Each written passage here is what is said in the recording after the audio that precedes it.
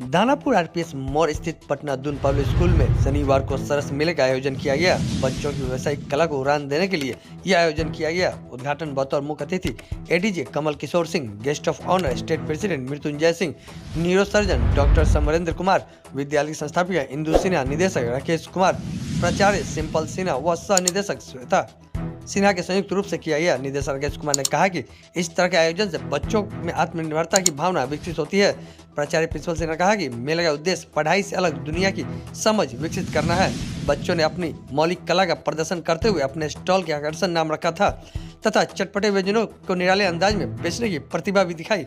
Stall के नाम फिर बेनाम बादशाह, हंगरी हेल्पर, हम ही हम, किड्स कॉर्नर, हम और तुम, dry and fry, variety spicy and chutney, बेवफा चाय वाला, ग्रेट फूड कॉर्नर आदि रखे गए थे। बच्चे रसगुल्ला, गुलाब जामुन, राजभोग, बर्गर, चाट, मोमो, पास्ता, पाव भाजी, गुपचुप, मैगी, कुरकुरे इत्यादि बेच रहे थे। झूले भी लगे थे, खिलौनों की भी दुकान सजी थी। इसके लिए बच्चों ने सांस्कृतिक कार्यक्रम भी प्रस्तुत किया। इवेंट इंचार्ज मंतोष कुमार, व्यवस्थापक राजेश कुमार इस दौरान मौजूद रहे। किस तरह का कार्यक्रम?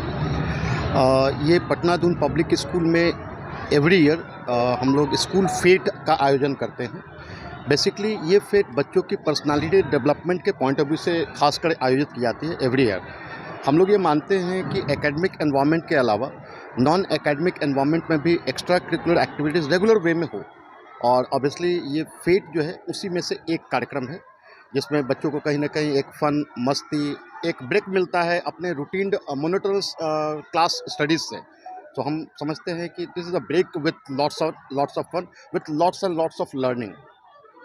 कितना जरूरी है ये बच्चों के लिए इस तरह के कार्यक्रम का आयोजन? I personally feel for students all-round personality growth, this type of events is a must.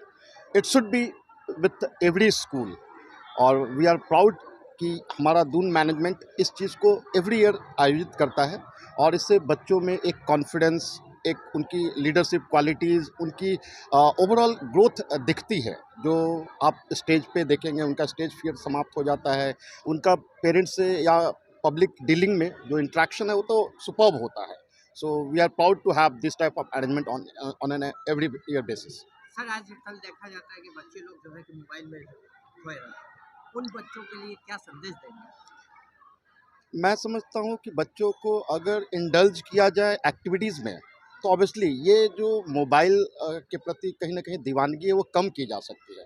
संभव हम अपने बच्चों के साथ इंडल्ज नहीं होते हैं एक्टिविटीज़ में, उनके साथ खेलते नहीं हैं। हम बच्चों को क्या हम बड़े ही कहीं ना कहीं इसके एग्जाम्पल सेट होते हैं, हम खुद यूज़ कर रहे होते हैं। If you are using mobile by your own, how come आप बच्चों से उम्मीद करते हो? मुझे लगता है पेरेंट्स को या समाज को कहीं ना कहीं बच्चों के साथ खेलने में अपना समय देना चाहिए, उनके साथ इंटरेक्ट करना चाहिए।